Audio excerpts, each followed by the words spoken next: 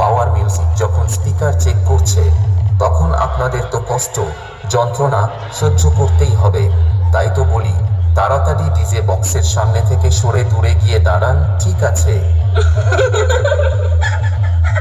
এই বেচারা, তোরা বিনা অনুমতিতে তোদের বাপের এলাকায় ঢুকে পড়েছিস। এটা পুরুষোত্তমপুর থেকে পাওয়ার মিউজিকের এলাকা। এখান থেকে তাড়াতাড়ি পালা, না হলে পাওয়ার মিউজিক এমন বেশ মারবে তোদের কোমরের নিচে ফাঁক হয়ে যাবে আর হাওড়ার ব্রিজের মতো শুধু হাওয়া খেলবে। DJMX Remix.